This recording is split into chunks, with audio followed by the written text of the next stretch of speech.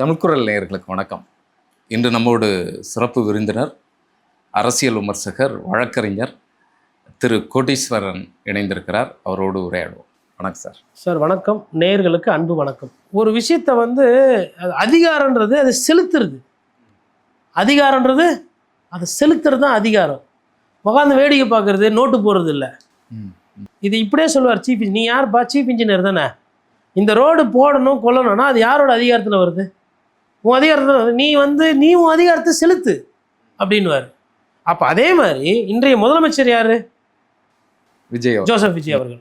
விஜய் என்ன பண்ணணும்? இந்த அரசு ஆணையெல்லாம் இருக்குது, இந்த மரபெல்லாம் இருக்குது, அவரோட அதிகாரத்தை அவர் செலுத்தணும். அவ்வளோதான். முதலமைச்சரை செலுத்தினா வேலை முடிஞ்சுது. முதலமைச்சரை மீறி கேட்குறதுக்கு யார் இருக்கிறா தமிழ்நாட்டில்? அப்போ முதலமைச்சர்ன்றதே உங்களுக்கு தெரியலையா?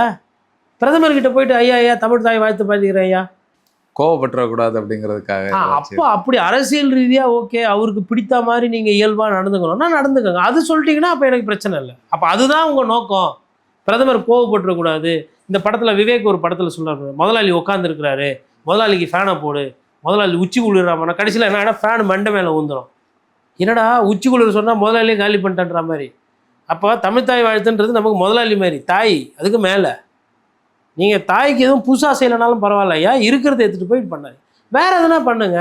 அவர் ஃபோட்டோ ஒன்று அழகாக சிரிக்கிற மாதிரி போட்டு வித் லவ் ஃப்ரம் தமிழ்நாடு கொடுங்க, இன்னும் சிரிப்பார். தமிழ் தாயோட அவருக்கு ஊராக போய் நல்ல ட்ரெஸ் எல்லாம் போட்டுன்னு ஃபோட்டோ கொடுக்குறலாம், போஸ்ட் பிடிக்கும். பத்திரிகையாளர் தான் பிடிக்காது அவருக்கு, கேமராமேன் பிடிக்கும். விஜய் சாருக்கு ரெண்டு பேருமே பிடிக்காது. அது மாதிரி ஒரு ஃபோட்டோ கொடுத்துருக்கலாம், இல்லை வேறு எதுனா பேசியிருக்கலாம். தமிழ் தாய் வாழ்த்து விஷயத்தில் கொடுத்தா அவரை நீங்கள் குசிப்படுத்தணும். நாங்கள் தான் கிடச்சோமா அதுக்கு? அதனால் அது தப்பு. மிச்ச விஷயம் கோரிக்கைகள்லாம் ஓகே. இன்னும் கொஞ்சம் கோரிக்கைகள் வைத்திருக்கணும். நீட் தேர்வை பற்றி பேசியிருக்கணும், மெட்ரோ ரயில் திட்டம் விரிவாக்கம் பற்றி நிர்மலா சீதாராமன் அவர்கள்ட்ட பேசியிருக்கிறாங்க. அது அவர்கிட்டமே ஒரு கோரிக்கையாக வச்சுருக்கலாம். அவங்ககிட்ட சொன்னதே ஒரு 2 ஷீட் எக்ஸ்ட்ரா வச்சு, மேபி அவர் திடீர்னு metro rail money asking, which is district you are asking, passenger traffic how much, is it loss making or good அப்படின்னு ஒரு 2 கேள்வி கேட்டார்னு வச்சுக்கோங்களேன். என்னடா இது பணம் கேட்டு வந்த இடத்துல ரயில் போதா இல்லையான்னு தெரில, நமக்கு மெட்ரோ ரயில் எங்கெங்கே இருக்குது தெரியாது, டீட்டெயில் ப்ராஜெக்ட் ரிப்போர்ட்டு புரியாது, நம்மக்கிட்ட சொன்ன அதிகாரி சொல்லலையே, இதெல்லாம் இருக்கும். பிரதமர் அலுவலகத்தில் நீங்கள் ப்ரிப்பேர் பண்ணாமல் செக்ரட்டரியை கூப்பிட்டு, சிஎம் S1 கூப்பிட்டு, S2 கூப்பிட்டு, அந்த செக்ரட்டரி கூப்பிட்டு, டிஐபிஆரை கூப்பிட்டு கேட்டுட்டு ப்ரிப்பேர் பண்ணி பேச முடியாது.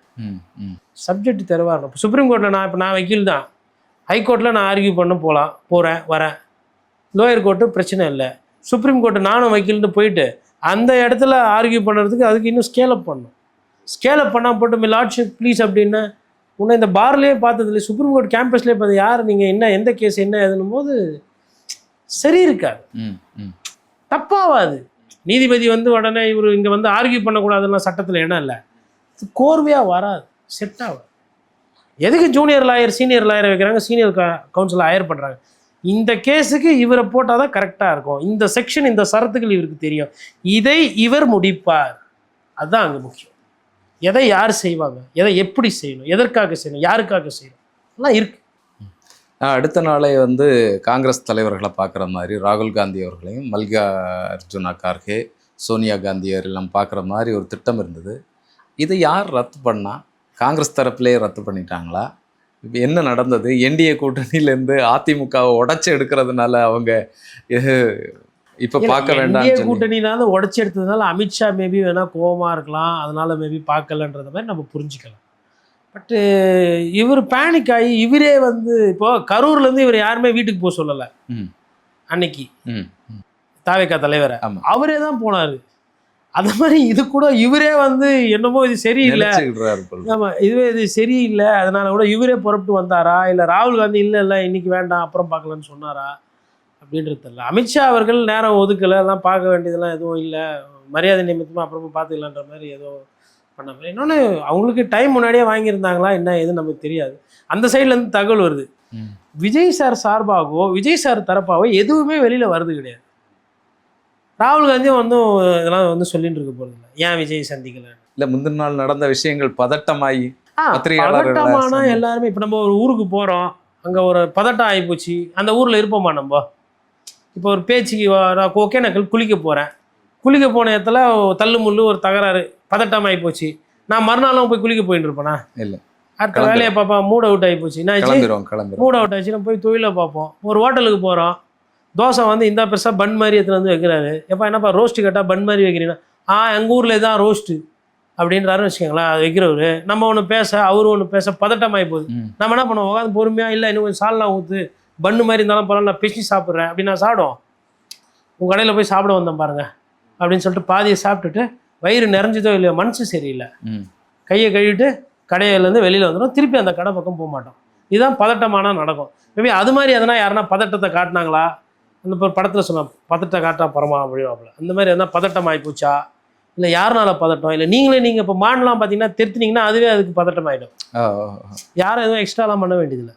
ஒரு மான் ஒன்று ஓடுது, நீங்கள் அப்படின்னீங்கன்னா போதும், மானே இன்னும் பயங்கரமாக பதட்டமாகி வேகமாக ஓடிடும். அது எங்கேருந்து வந்துச்சோ அங்கேயே ஓடிடும். மானோட இயல்பு அது. அந்த மாதிரி எதனா பதட்டமாச்சா என்ன தெரியல. இப்போ ஜேஎன்யூவில் வந்து திருவள்ளுவருடைய சிலை திறப்பு ஒரு முக்கியமான நிகழ்வு இல்லையா? அதன் மூலமாக இவருக்கு தானே இது கூடும். விஜய் அவர்கள் போய் திறந்து வச்சாரு அப்படிங்கிற. நீங்கள் வந்து தமிழ் பேசுகிறீங்க, கலாச்சாரம் பேசுகிறீங்க. ஐயா வள்ளுவன் வந்து அங்கே இருக்கிறார், எல்லாருக்கும் மேலே இருக்கார். ஒரு தமிழ் குடியில் பிறந்தவன், தமிழ் பேசுகிற குழந்தையோ பெரியவரோ முதியவரோ வியாபாரம் அவ்வளோ விஷயம் இருக்குது. திருக்குறள் பிரகாரம் ஒருத்தர் வாழ்ந்துட்டாங்கன்னா அந்த வாழ்க்கைக்கு அந்த வாழ்க்கையை அடிச்சுக்கிறதுக்கு ஆளே கிடையாது. அப்படி வான் புகழ் கொண்டவர் தான் எங்கள் ஐயா, நம்ம ஐயா திருவள்ளுவர். நம்ம எல்லாருக்கும் அவர் தான் வான் புகழ்ன்றது. அது புகழை வந்து குறைச்சி தான் முடியாது. ஆனால் இப்போ என்னன்னா, நம்ம இப்படி தான் நம்ம தமிழ் ஆசிரியர்கள்லாம் நமக்கு சொல்லி கொடுத்து வளர்த்தாங்க. நமக்கு தமிழ் சொந்தங்கள், நம்ம பெரியவங்க வீட்டில் இருந்தவங்களாம் நம்மளை இப்படி தான் நெறிப்படுத்தி எடுத்துகிட்டு வந்தாங்க. ஆனால் இப்போ என்ன நடக்குதுன்னா, கலாச்சார ரீதியாக விஜய் சாரோட அந்த உச்சம் இருக்குல்ல, அந்த பிரபலம் இருக்குல்ல, அது எல்லாத்த விட மேலே. முடிஞ்சால் அந்த படத்துலலாம் கட்டுற மாதிரி இவங்களுக்கு செலவு வச்சு கூட போட்டுக்குவாங்க, திறந்துக்குவாங்க. மம்தா பானர்ஜி அப்படி தான் ஒரு காலத்தில் பண்ணிட்டு இருந்தாங்க. சாரி, மாயாவதி எல்லா இடத்துலையும் அது ஒரு சில இது, நான் தான் உயரம், நான் தான் அந்த மாதிரி எதனா. ஏன்னா இந்த சிலையெல்லாம் வந்து திறக்கிறேன்னு சொல்லிட்டு சிலையை தராமல் திருப்பி வர்றதெல்லாம் வந்து இதெல்லாம் வந்து கொஞ்சம் கூட சரி கிடையாது. நீங்கள் யாரா வேணா இருங்க, அவர் யார்? தமிழ் சந்தத்தினுடைய அடையாளம், நம்மளோட கலாச்சாரத்துக்கு அவங்கெல்லாம் மூலதனம். இன்றைக்கி வந்து களவும் கற்றுமர அப்படின்னா, இந்த திருட்டை கற்றுக்கோப்பா, ஆனால் அதை மறந்துரு. ஏன் அப்படின்னா உங்ககிட்ட எவனும் திருடக்கூடாது அப்படின்ற மாதிரி இருக்கு. ஒருத்தர் சொல்லு, நீ பேசும்போது நாகரிகமான சொல்லாடல் இருக்கும். ஏன்னா தீனார் சுட்ட வடு, நீ வார்த்தையை விட்டுட்டீங்கன்னா அந்த வார்த்தை அவங்கள சுட்டுடும், அவங்கள காயப்படுத்துடும். அது பண்ணாத. அது ஒரு குறள். யார் வாயில் எந்தெந்த பொருள் கேட்டாலும் அதோட மெய்ப்பொருள் தெரிஞ்சுக்கும், உண்மையை தெரிஞ்சுக்கும், உண்மை பிரகாரம் இரு. அது ஒரு பொருள். அரசனே இருந்தாலும் தன்னோட சொந்த மக்கள்கிட்ட சொல்லாமல் கொள்ளாமல் வரி வாங்குறவன் திருடனுக்கு சமம். இது ஒரு பொருள். காட்டை எப்படி காப்பாற்றணும், வானத்தை எப்படி பார்த்துக்கணும், காடு செழித்தா எப்படி நல்லா இருக்கும், இப்படின்ற மாதிரி விஷயங்கள் எல்லாமே இருக்குங்க. அதில் வந்து எல்லா பாலும் இருக்குது. அறத்துப்பால், காமத்துப்பால் இல்லாததே இல்லை. அதை கொடுத்தவர் எங்கெங்கேருந்தோ வந்து வெள்ளைக்காரன்லேருந்து வேற வழியிலலாம் இங்கே வந்து திருக்குறளை படித்து பார்த்துட்டு, பா யாரா இவர், எந்த காலத்தில் வாழ்ந்தார், மொழி என்ன வார்த்தை, என்ன சொல்லாடல், 2 வரியிலேயே மொத்தத்தையுமே முடிக்கிறாப்புல, மொத்தத்தையும் கரைச்சி எடுத்து வந்து கொடுத்துக்கிறாப்புல. இத்தனோண்டு புஸ்தகத்தில் உலகம், வாழ்க்கை, வரலாறு, ஆண்மை, பெண்மை, காதல், துரோகம், குரோதம் எல்லாம் அதை படைத்த ஒரு படைப்பாளிக்கு அந்த தாத்தாக்கு, அந்த கொள்ளு தாத்தாவோட சிலையை திறக்கிற வாய்ப்பு கிடைக்குமா? திருக்குறளை மனப்பாடம் பண்ணி திருக்குறள் வழியாக வாயிறவங்களுக்கு கூட அந்த வாய்ப்பு இல்லையே. ஐயா ராசா உங்களுக்கு அந்த வாய்ப்பு கிடைச்சிது, தமிழக முதலமைச்சராக கிடைச்சிது, விஜயா கிடைக்கல. அந்த தாத்தாவோட சிலையை திறந்து வைக்கிறதுல உங்களுக்கு என்ன பிரச்சனை? யோசிக்க மாட்டீங்களா? சிந்திக்க மாட்டீங்களா? நீங்கள் இன்றைக்கி நடிகர் இல்லை, நீங்கள் இன்றைக்கி முதலமைச்சர், மாண்புமிகு முதலமைச்சர். இப்போ என் தாத்தாவோடது எனக்கு ஒண்டி தாத்தா இல்லை, உங்களுக்கு தான் தாத்தா, அவருக்கும் தான் தாத்தா. நம்ம நேயர்கள் எல்லாருக்கும் அவரு தான் தாத்தா, கொள்ளு தாத்தா. இனம், ஜாதி, மதம் ஒன்றும் கிடையாது வள்ளுவருக்கு. அந்த சிலையை தரத்து வைக்கிறதுல பாக்கியம், வாழ்நாள் பாக்கியம் இல்லை இது. நீங்கள் அமித்ஷாவை பாருங்கோ, ராகுல் காந்தியோ பாருங்கோ, பார்க்காம போங்க, டீ குடிங்கோ, டீ குடிக்காமல் போங்க. தமிழர்களோட அடையாளம். அவரோட சிலை வைக்கிறதுல உங்களுக்கு என்ன பிரச்சனை? சரி, திறக்கிறதுக்கு நேரம் இல்லை முடியல, இஷ்டம் இல்லை, எதுக்கு ஒத்துக்கிறீங்க? யாரை இழிவுபடுத்துறீங்க? தமிழ் தாய் வாழ்த்தை திரும்ப அங்கே குடிறீங்க, திருவள்ளூர் சிலையை திறந்து வைக்கிறேன்றீங்க, அப்புறம் திறந்து வைக்காமல் அப்படியே போகிறீங்க. இப்போ நீங்கள் திரும்பி போகிற வரலாம் அந்த சிலை அப்படியே காத்துக்கிட்டு இருக்கணுமா? என்னங்க இதெல்லாம் 100 கோடி ரூபா மெட்ரோ ரயில் திட்டமா? பள்ளம் போட்டு நோண்டி செய்ய வேண்டியதா? சிலை திறப்பு சாமி. நான் வந்து நாகரிகமான முறையில் என்னோட ஆதங்கத்தை வந்து நான் இங்கே பகிர் பண்ணுறேன். அவர் ஐயாக்கு இதனுடைய பிரச்சனை புரியல, முதல்வருக்கு புரியுது. இது கலாச்சார ரீதியான விஷயம் சம்மந்தம். இதெல்லாம் வந்து இது அரசியல் படுத்தவும் கூடாது, இது அரசியலும் ஆகாது. இது வந்து இந்த உணர்வு, இந்த பண்பாடு, இது வந்து உங்களுக்காக தானாக வரணும். உங்களை பார்த்து நாங்கள் கற்றுக்கணும். எங்கள் முதல்வர் இப்படி இருக்கிறாரு, எங்கள் முதலமைச்சர் இப்படி நடந்துக்கிறாரு, எங்கள் தமிழர்களை இப்படி பாதுகாக்கிறாரு சொல்லிட்டு நாங்கள் வந்து மெச்சிக்கணும், நாங்கள் பாராட்டணும், நாங்கள் சந்தோஷப்படணும். அந்த வாய்ப்பை எங்களுக்கு தாங்கன்னு தான் நாங்கள் கேட்குறோம். இந்த மாதிரி இன்னொரு தடவை பண்ணாது. தமிழ் புலவர்களோ இல்லை தமிழ் சிலை, ஏதோ ஒரு சிலை, சாமி சிலையாக இருக்கட்டும், இல்லை எதுவோ வேணா இருக்கட்டும், சில விஷயத்துலலாம் வந்து கன்ஃபார்மாக பண்ணுறீங்கன்னா பண்ணுங்க. இல்லை ஒரு 2 நாள் 3 நாள் தள்ளி போகிறது இயல்புங்க, நடந்துருக்குங்க. என்ன காரணமே தெரியாமல் திருப்பி வருது, என்னங்க சொல்கிறது? நீங்கள் எப்போ திருப்பி டெல்லி போகிறது? எப்போ ஜேஎன்யூவில் இருக்க ஸ்டூடெண்ட்ஸ் என்ன நினைப்பான்? அவங்க தரப்புலேருந்து எந்த விளக்கம் சொல்லலையே முதல்ல. விஜய் ஐயாவை பொறுத்தவரைக்கும் தாவேகா தரப்புலேருந்து எந்த விளக்கமும் வராது. புதுசு கிடையாது, இது இப்படி தான் போகுது, இது இனிமேல்ட்டு இப்படி தொடரக்கூடாதுன்றது என்னோட தாழ்மையான கோரிக்கை. நம்முடைய தமிழக முதலமைச்சர் வந்து டெல்லியில் போய் நம்முடைய பிஎம்ஐ வந்து சந்தித்தார். அதுக்கப்புறம் வந்து உள்துறை அமைச்சர் அமித்ஷா அவர்களை சந்திக்கிற மாதிரி இருந்தது, அது ரத்து செய்யப்பட்டது. அதுபோல் பார்த்தீங்கன்னு சொன்னால் காங்கிரஸ் தலைவர்களை ராகுல் காந்தி, சோனியா காந்தி அம்மா இவங்களெல்லாம் சந்திக்கிற மாதிரி இருந்தது, சந்திக்காமல் வந்துட்டார். பத்திரிகையாளர்களை சந்திக்கலை. ஜேஎன்யூவில் வந்து திருவள்ளுவர் சிலையை திறந்து வைக்கிற மாதிரியான ஒரு நிகழ்ச்சி ஏற்பாடு பண்ணியிருந்தது. திருவள்ளுவரும் இப்போ காத்திருக்கிறாரு. உண்மையில் என்னதான் நடந்தது, ஏன் இந்த இதெல்லாம் ஒரு ஒழுங்கில்லாமல் நடக்க, இதற்கான காரணம் என்ன? மொத்தம் 7 விஷயங்கள் பிளான் பண்ணப்பட்டது. பிரதமர், அதுக்கப்புறம் ஜனாதிபதி அவங்க சம்மந்தமானவங்க, அதுக்கப்புறம் அமைச்சர்கள், அதில் வந்து நிர்மலா சீதாராமன் அவர்கள், அப்புறமா வந்து அமித்ஷா, இது 4வது. அதுக்கப்புறம் திருவள்ளுவர் சிலை, அதுக்கப்புறம் அங்கே இருக்கக்கூடிய ஒரு சில நிர்வாகிகள், அதிகாரிகள் சந்திக்கிறது, அதுக்கப்புறமா 7வது வந்து காங்கிரஸ் தலைவர்களை சந்திக்கிறது. இதில் 2 விஷயம்தான் நடந்துச்சு. எது நடந்ததுன்னா, அமைச்சர் பார்க்குறது, மத்திய அமைச்சர் பார்க்குறதுல பாதி நடந்தது, பாதி நடக்கலை. அதாவது நிர்மலா சீதாராமன் அவங்களது மீட்டிங் சக்ஸஸ். அமித்ஷா அவர்களை பார்க்குறது, அதாவது ரத்துலாம் இல்லை, அமித்ஷா நேரம் ஒதுக்கலை. அமித்ஷா வந்து நேரம் கொடுக்கல. அமித்ஷா ஏன் நேரம் கொடுக்கல? அமித்ஷாக்கு என்ன கோவம்? அமித்ஷா ஏன் அப்படி நடந்துக்கிறாரு அப்படின்னா, நேரம் இல்லை, மற்றவங்களெல்லாம் பார்க்குறேன், உங்களை பார்க்க பிடிக்கல. மேபி இந்த என்டிஏ கூட்டணி இவர் பண்ணார்ல, அந்த குதிரை பேரம், அது எதனா அவருக்கு யாருன்னா சொல்லியிருப்பாங்களா என்னன்றது எனக்கு தெரியல. இன்னொன்று, இப்போ பிரதமர் வந்து முதலமைச்சரை சந்திக்காம விட்டால் அது தப்பாக போயிடும். ஒரு நாட்டில் வந்து முதலமைச்சரை மக்களால் ஓட்டு போட்டு தேர்ந்தெடுக்காரு, பிரதமர் பார்க்கலன்னா தப்பாக போயிடும். நிதித்துறையில் இருக்கக்கூடிய நிர்மலா சீதாராமன் நம்ம யார் சந்திக்கல அப்படின்னா நிதி இவங்க கொடுப்பாங்களா? சந்திக்கவே மாட்டாங்க, நிதி கொடுப்பாங்களா பேசப்படுவாங்க. அதனால் பிஜேபி என்ன பண்ணிட்டாங்க, அது 2த்தையும் டாக்டிக்கலாக க்ரீன். ஆனால் அமித்ஷாவை பார்க்கணும் போதுப்பா, நான் வந்து அடிப்படையில் அரசியல்வாதி, நீங்கள் பண்ணக்கூடிய இந்த இப்போ அரசியல் பண்ணுறீங்களே தமிழ்நாட்டில், அந்த அரசியல்லாம் எனக்கு ரொம்ப பழக்கம். நீ எங்கள் ஆளுங்களுக்கே இதெல்லாம் பண்ணி விட்ருக்குற, பத்தாதுக்கு காங்கிரஸ் வேறு நாளைக்கு போய் பார்ட்டின்றீங்க, காலைல விருந்துன்றீங்க, சந்தோஷன்றீங்க. நான் வந்து பிஜேபி, நீ வந்து காங்கிரஸ் மைண்ட் செட்டு, பார்க்க வேண்டிய அவசியம் இல்லை, அப்பாயின்மெண்ட்டு இல்லை. அமித்ஷா பிஸி. அமித்ஷா யாருக்கு பிஸி? அவர் யாரை பார்க்கக்கூடாதுன்னு நினைக்கிறாருக்கோ அவருக்கு பிஸி. புரியுது. ஆனால் யாருக்கு அவைலபிள்? அவருக்கு வேண்டப்பட்டவர்களுக்கு அவைலபிள். இல்லை எதனா காரணம் இருக்கா, எங்கள் ஊரில் தமிழ்நாட்டில் இந்த சட்டம் ஒழுங்கு பிரச்சனை இருக்குது, இல்லை இது எனக்கு இது வேணும் அது வேணும், அப்படி எதனா இருந்தால் சொல்லுங்கள். இல்லை கர்டிசி கால், ஒரு கர்டிசியும் இல்லை. என்ன இல்லை, ஒரு கர்டிசியும் இல்லை. இன்னும் எனக்கு வந்த தகவல் என்னென்னா, அமித்ஷா அலுவலகத்தில் மூஞ்சி காட்டி அமைச்சிருக்கிறாங்க போனவங்கள. டைம்லாம் இல்லைங்க போங்க, வேறு எதனா அப்பாயின்மெண்ட் பிஸியாக இருக்கிற அமித்ஷாலாம் அப்படிலாம் ஹோம் மினிஸ்டர்லாம் பார்க்க முடியாத மாதிரி தள்ளி அமைச்சிருக்கிறாங்க. இப்போ மோடி அவர்களே ரொம்ப குறைவான நேரம் தான் கொடுத்துருக்குறாருன்னு சொல்லி. சார், மோடி குறைவாக நேரம் கொடுத்தாரா, இல்லை நீங்கள் வெறும் 4 பேஜ் எடுத்துன்னு போயிட்டு அது பண்ணிட்டீங்க? நீங்கள் ஒரு 40 பேஜ் எடுத்துன்னு போயிருந்தீங்கன்னா 40 நிமிஷம் கேட்டுக்கலாம். நீங்கள் எடுத்துன்னு போனதே 4 பேஜ் தானே. அப்படியெல்லாம் வந்துட்டு ஒரு முதலமைச்சர் வந்து இல்லைங்க 10 நிமிஷம் ஆயிடுச்சு கிளம்புங்கலாம் சொல்லி யாரும் அனுப்ப மாட்டாங்க. ம், ம். நீங்கள் வந்து நீங்கள் எப்படி பேசுகிறீங்க பழகுறீங்கன்றது இருக்கு இல்லையா? நம்ம எப்பவுமே லிமிட்டடாக தானே பேசுவோம், கொஞ்சமாக பேசுவோம். அவர் என்னப்பா வந்ததுலேருந்து உம்முனுங்கிறாப்புல சிரிக்கிறாப்புல கோட்டு கேட்டால் 4 சீட்டை காட்டுறாப்புல இவர் எவ்வளோ நேரம் வச்சுட்டு இருக்காரு அப்படின்னு அவர் யோசிச்சிருப்பாரு. அப்புறம் சரி 4 பேஜை திருப்பி திருப்பி பார்த்தாச்சு, 4 பேஜ் பார்த்து சால்வை போட்டாச்சு, டீ குடிச்சாச்சு, ஏஞ்சி கிளம்புன்னு சொல்லிட்டு இவர் வந்துருப்பாரு. சரி என்ன நடந்தது? பிரதமர் வந்து சொல்லின்னு இருப்பாரா?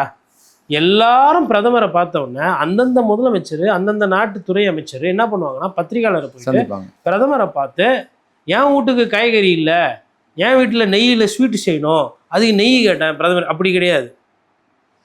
நான் வெஸ்ட் பெங்கால்லேருந்து வரேன், எங்கள் மாநிலத்தில் இந்த பிரச்சனை இருக்குது, நான் ஆந்திராவிலேருந்து வரேன், எங்கள் மாநிலத்தில் இந்த பிரச்சனை இருக்குது, நான் தமிழ்நாட்டிலேருந்து வந்திருக்கிறேன், தமிழ்நாட்டில் இந்த பிரச்சனை இருக்குது, இதை வந்து மத்தியத்துறைக்கு நாங்கள் மத்திய அரசுக்கு சொல்லியிருக்கிறோம், பிரதமர்கிட்ட இது வந்து கோரிக்கை வச்சோம், பார்த்துட்டு என்ன பண்ண முடியும்னு பார்க்குறேன், சாதக பாதகம் பார்த்துட்டு நான் சொல்கிறேன், நல்லது செய்வார் நான் நம்புகிறோம் அப்படின்னு சொல்லிட்டு நம்பிக்கை தெரிவிச்சுட்டு போவாங்க. இது மரபுங்க. 10 பைசா செலவு கிடையாது இதனால. பத்திரிகையாளர்கிட்ட சொல்லிட்டு என்ன பேசுனீங்க, என்ன சொன்னீங்க, எதுவுமே தெரில, இப்போ பாதி சொல்கிறீங்க, எல்லாமே ரிட்டன் ஸ்டேட்மெண்ட்டு தான். இது சொன்னார், இதை கேட்டார், இதை பண்ணார், அங்கே என்ன சொன்னாங்க தெரியாது. சரி நீங்களாச்சும் சொல்லுவீங்களா? தெரியாது. சரி சொல்லவாச்சும் முயற்சி பண்ணீங்களா? முடியாது. அந்த விஷயத்தை தான் பண்ணுங்க. தமிழ்நாடு சைஸுக்கு 40 பாராளுமன்றம், 39 பாராளுமன்ற சீட்டு, 234 தொகுதி, 8 கோடி மக்கள், இவங்களுக்கு எவ்வளோ பிரச்சனை இருக்குது. என்னை கேட்டிங்கன்னா அரை மணி நேரம் லைனாக சொல்லுவேன். நீட்லேருந்து ஆரம்பித்து பரந்தூர், மேல்மா, வேலையில்லா திண்டாட்டம், பெண்கள் பாதுகாப்பு, போதை பிரச்சனை, கடல் வழியில் வந்து போதைப் பொருள் நிறைய தமிழ்நாட்டுக்குள்ளே வருதுன்றாங்க, இங்கேருந்து நிறைய விஷயம் தப்பாக வெளியில் போகுதுன்றாங்க, அதுக்கு வந்து அப்படியே கோர்ட்டில் வந்து எவ்வளோ நீதிமன்றம் இருக்குது, அதுக்கு எவ்வளோ ஜட்ஜு போடணும், எதெல்லாம் வந்து மத்திய அரசு ஜட்ஜு போடணும், எதெல்லாம் மாநில அரசு போடணும், அதுக்கப்புறம் இளைஞர்கள் வந்து மும்மொழி கொள்கை எடுக்கிறதா, இல்லை அப்புறமா உயர்கல்வியில் என்ன கொள்கை, இந்த கல்வியில் என்ன கொள்கை, கவர்னருக்கு அதிகாரம் இருக்கா இல்லையா துணைவேந்தர் போடுறதுல, இல்லை அரசே துணைவேந்தர் போடணுமா, அதுக்கப்புறமா மத்திய அரசு வேறு எதுனா நீங்கள் எதனா கடை திறக்க போகிறீங்களா எங்கள் ஊரில், அதுக்கு நான் இடத்த கையகப்படுத்தணுமா, அப்புறம் தமிழ்நாட்டில் இவ்வளோ ரயில் ஓடுது, அப்புறம் சென்னை, சேலம், திருச்சி, மதுரை இந்த மாதிரிக்கெலாம் மெட்ரோ ரயில் வருமா வராதா, இவ்வளோ இருக்குதுங்க. நான் தான் ஒன்லைனர் சொல்லிட்டு போகிறேன்.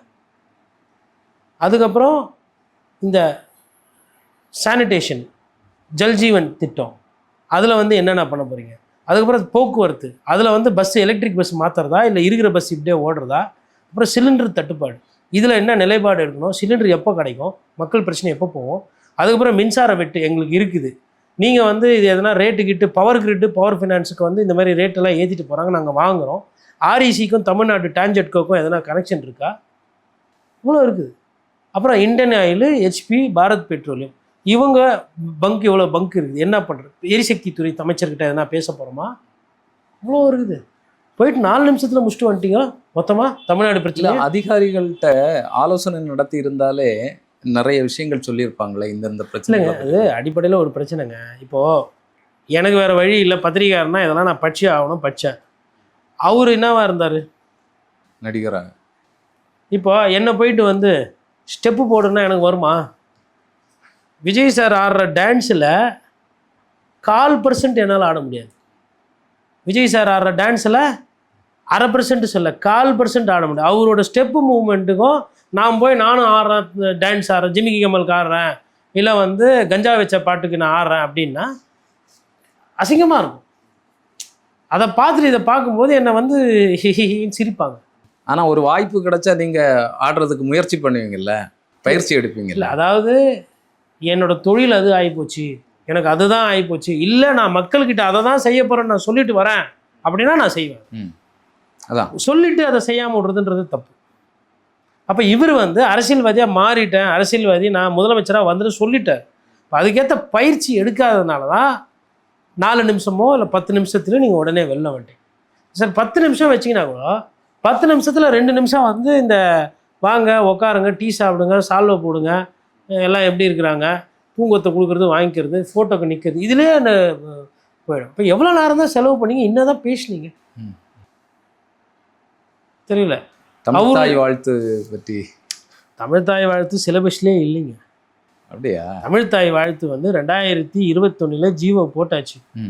இறையன்பு ஐயா அவர் தான் கடைசியில் கைத்து போட்டாங்க. அப்போ போட்டு இந்த தமிழ்நாட்டோட பாடல் இது கல்வி நிறுவனங்கள் பள்ளிக்கூடங்களில் அரசு விழாக்களில் இதை பாடப்பெறணும், இதை வந்து வாசிக்கக்கூடாது, இதை பாட்டாக பாடணும், இது என்ன முறை என்ன இதெல்லாம் இருக்குது. சட்டத்தில் நீங்கள் ஜீவோ இருக்குது, அரசு ஆணை இருக்குது, அரசு அதை நிறைவேற்றுறதுல என்ன பிரச்சனை? தமிழ்நாடு அரசு ஆணை ஒன்று இருக்கிறது. தமிழ்நாடுக்குன்னு ஒரு கலாச்சாரம் இருக்குது. 1970 இதுக்கு அரசாணை போட்டிருக்கு. 2021 திருத்தி ஒரு அரசாணை போடப்பட்டிருக்கு. 1913 தமிழ்ச்சங்கங்கள் கோரிக்கை வச்சிருக்குது இது மாதிரி ஒன்று இருக்கணும்னு. ஐயா மனோன்மணியம் சுந்தரனார் எவ்வளோ வருஷத்துக்கு முன்னாடி எழுதினார். இன்னும் பிரச்சனை இருக்குது இதில். இவ்வளோ பெரிய பிரச்சனை கிடையாது அதை போய் பிரதமர்கிட்ட சொல்லி பேசுறதுக்கு. சரி, நாங்கள் என்ன கேட்குறோன்னா, தமிழ்த்தாய் வாழ்த்து பாடுங்க. யார் என்ன கேள்வி கேட்குறான்னு பார்த்துருவோம். யார் தமிழ்நாட்டில் வந்து தமிழ்த்தாயில் வாழ்த்துலாம் பாடக்கூடாது, கட்சியில் பாடுங்க, ஃபஸ்ட்டில் பாடக்கூடாது, யார் என்ன பிரச்சனை பண்ணுறாங்க, யார் அது தெரிஞ்சுக்கோமே. இல்லாத ஒரு பிரச்சனை விமர்சனமானது உண்மை. நீங்கள் ஆமாம் 4 வாட்டி 5 வாட்டி போய் அமைச்சர் மாற்றுறேன் இல்லை அமைச்சரை புதுசாக சேர்க்குறேன் அப்படின்னு நீங்கள் 4 வாட்டி போனீங்கன்னா, கவர்னர் ஆஃபீஸு லோக் பவன் போனால் இல்லை ராஜ்பவன் போனால் அவங்க அதான் பாடுவாங்க. அவங்களோட ரூல்ஸு அது. இப்போ இந்தியன் ஆர்மிக்குன்னு ஒரு ரூல்ஸ் இருக்கும் சார். நான் வந்து யாராக வேணா இருக்கட்டும், நான் அமைச்சராக இருப்பேன், இல்லை நான் வந்து சாதாரண ஆளாக இருப்பேன், இல்லை நான் ஒரு வழக்கறிஞராக இருப்பேன், பத்திரிகையாளர் இருப்பேன், ஜட்ஜாக இருப்பேன், இல்லை வியாபாரியாக இருப்பேன், என்ன வேணா இருப்பேன். நான் இந்தியன் ஆர்மி ஆஃபீஸில் ரெஜிமெண்ட் கண்ட்ரோலில் இருக்கிற இடத்துல போயிட்டு எனக்கு பிடிச்சதை நீங்கள் செய்யுங்கன்னா ஆர்மிக்காரங்க செய்வாங்களா? கூப்பிட்டு காதை திருவி கழுத்துலேயே ஒன்று வச்சு அமுச்சு விடுவாங்க. இது இந்தியன் ஆர்மி, எங்களுக்குன்னு ரூல்ஸ் இருக்குது, எங்களுக்குன்னு ப்ரோட்டோகால் இருக்குது, we will go by our protocol. முடிஞ்சு போச்சா? அங்கே போய் நீ இதை பாடு அதை பாடு அங்கே சொல்ல முடியாது. அவங்களுக்கு ரெஜிமெண்ட்டு, குர்கா ரெஜிமெண்ட்டா, மெட்ராஸ் ரெஜிமெண்ட்டா, ரெஜிமெண்ட் ப்ரைடு தான் அவங்களுக்கு ப்ரைடு. அதுதான் அவங்களுக்கு அங்கே இலக்கணம், அதான் அவங்க தர்மம், அதான் அவங்க மரபு. அது மாதிரி ஒவ்வொன்றும் இருக்குது. இது தெரியாமல் அங்கே போய் அவர்கிட்ட மனு கொடுக்குறது.